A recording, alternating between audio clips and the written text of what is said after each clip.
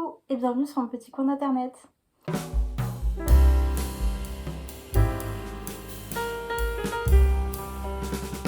Je m'appelle Elise, j'aime parler de mes livres, de mes lectures et de ma vie de manière générale, enfin d'activités et de trucs que je fais dans ma vie. Et donc la vidéo d'aujourd'hui, j'avais un peu envie de faire un peu une vidéo de mes favoris de l'été, de choses que j'aime faire, que j'aime écouter, que j'aime, enfin qui me permet de profiter de mon été, montrer qu'on peut profiter de son été, que ce soit en ville, à la campagne, enfin n'importe, en faisant des activités ou en s'attachant à des choses qui sont pas forcément matérielles, que on n'est pas forcément obligé de consommer et de s'attacher à des éléments matériels pour passer un bon été. Et donc voilà, je vais vous faire un peu une sélection de choses que j'aime l'été, qui sont pas forcément matérielles et qui me permettent de passer un très bel été. Il y a des choses qui reviennent un peu chaque année, mais voilà, donc j'avais un peu envie de vous présenter tout ça.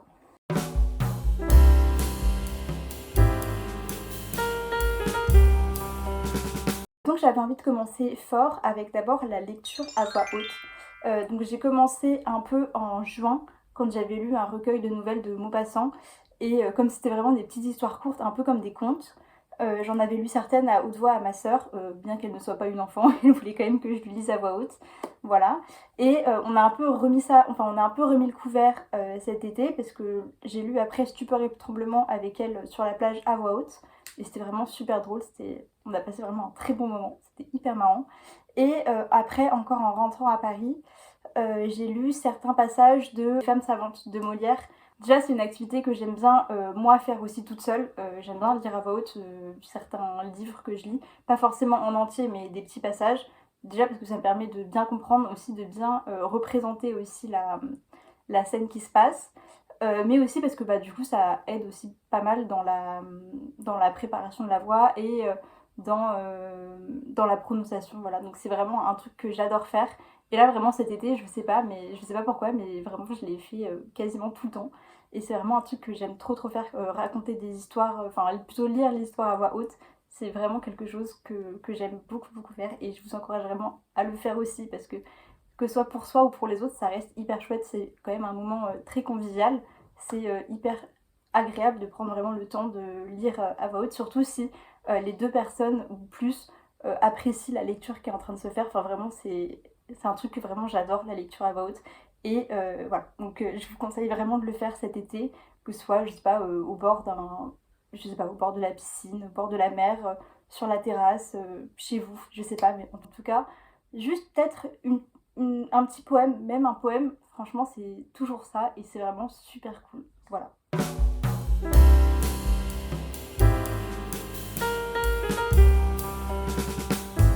Ensuite, en second lieu, alors ça c'est un peu niche, j'avoue. Ça rejoint un peu ma vidéo sur la lecture hippie, mais c'était vraiment pas fait exprès, c'est juste que vraiment je...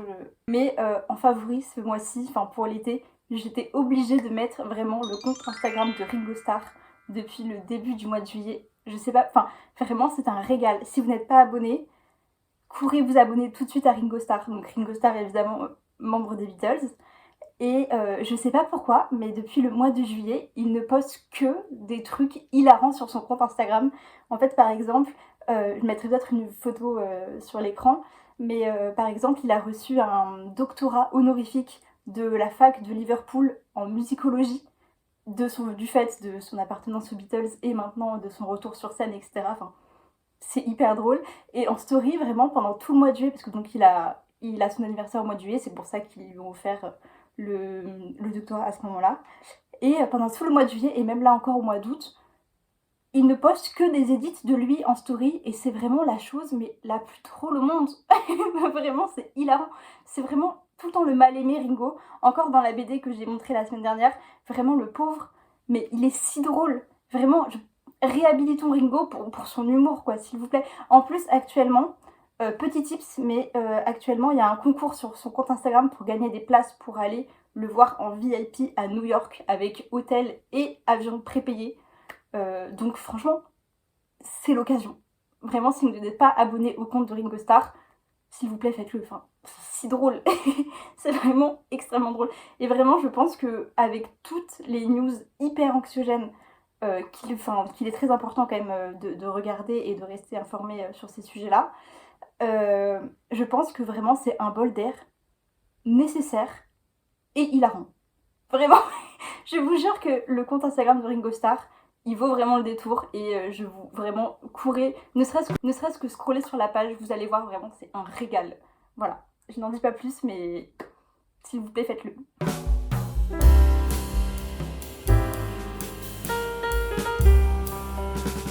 Alors ensuite on va passer un peu à la catégorie musique parce que j'ai une relation très étrange avec l'album du film de Barbie. Barbie, le film avec Margot Robbie et Ryan Gosling, parce que je ne peux plus depuis je pense l'été 2023 passer un été sans écouter vraiment cet album en boucle. Alors vous me direz pourquoi faire une vidéo sur les favoris immatériels pour parler de la bande son d'un des films les plus matériels au monde? Et là-dessus, je vous répondrai, vous avez totalement raison. Mais pour ma défense, l'été de la sortie du film, je pouvais pas me caser vraiment cet album, je ne pouvais pas me le voir parce que j'ai travaillé cet été-là à H&M en vente. C'était horrible.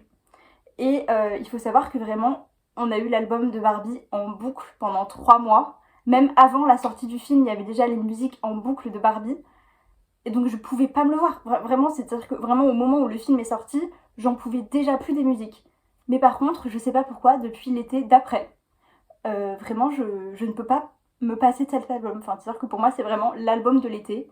Et même le film, mais l'album, l'album vraiment, pour moi, c'est vraiment ma playlist de l'été, quoi.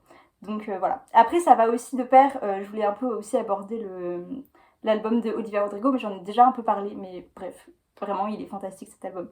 Mais en tout cas, voilà, pour moi, vraiment, l'album de l'été, c'est vraiment l'album de Barbie, et là, actuellement aussi, du coup, l'album de Olivia Rodrigo. Mais en fait, je sais pas si c'est le fait que ce soit Rose qui m'appelle comme ça, mais j'aime tellement cet album finalement. C'est-à-dire que je ne sais pas quoi faire.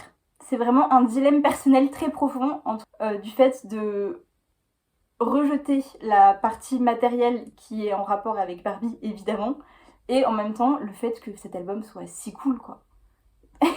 C'est très compliqué. Bon, voilà.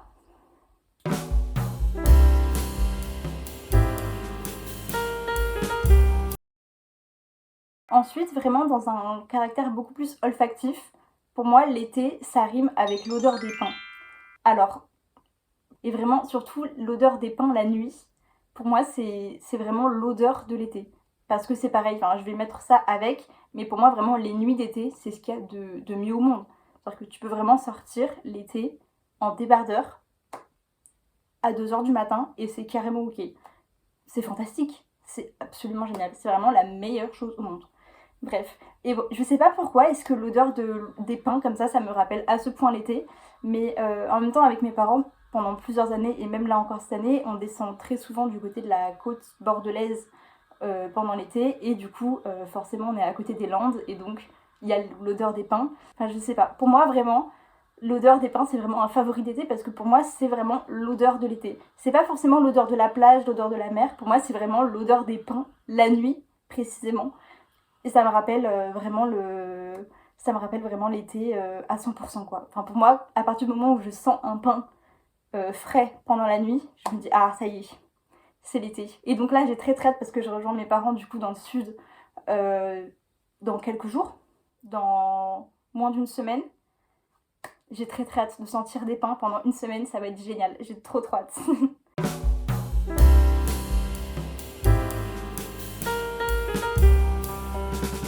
Et récemment, je suis retournée à la cave et j'ai remonté mes raquettes de ping-pong.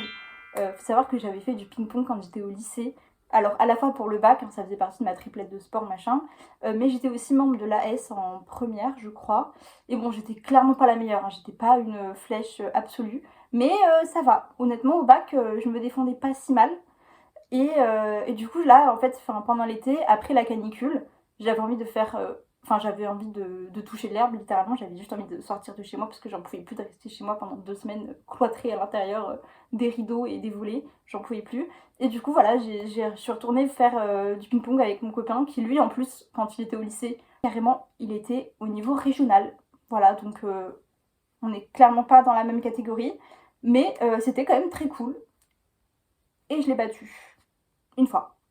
Donc, c'est une réussite et j'ai très envie d'en refaire parce qu'en plus pour le coup à Paris, mais un peu partout de toute manière, il y a vraiment des tables de ping-pong gratuites en libre service, même devant les médiathèques aussi parfois. Donc enfin, voilà, vraiment c'est absolument génial et j'adore. Voilà, voilà.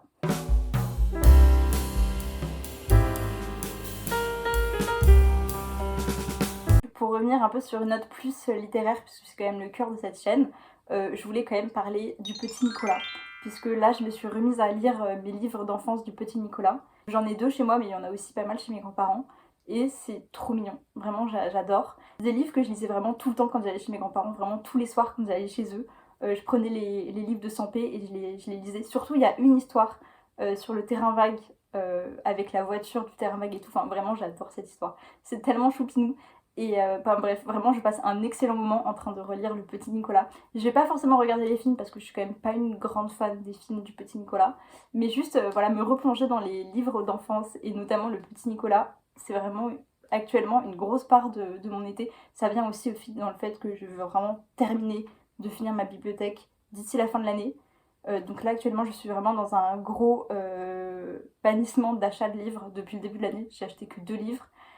Et du coup, ça s'inscrit aussi dans ça. Mais vraiment, la lecture du Petit Nicolas, pour le coup, elle, je l'ai pas faite à voix haute parce que je l'ai vraiment lue toute seule dans le métro et tout. Mais c'est tellement chou. C'est des personnages que j'aime tellement. Enfin, c'est des personnages que j'ai l'impression de connaître à force parce que vraiment, je les lisais. Je trouve ça adorable. Et voilà. Donc, c'est vraiment des lectures que j'aime trop relire et que j'aime trop revoir aujourd'hui. Donc, voilà.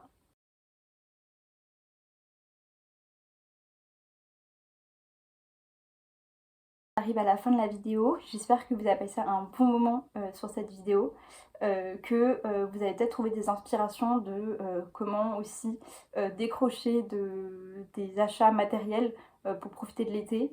De peut-être que vous avez justement peut-être une playlist été spécifique et des odeurs que vous rattachez spécifiquement à l'été.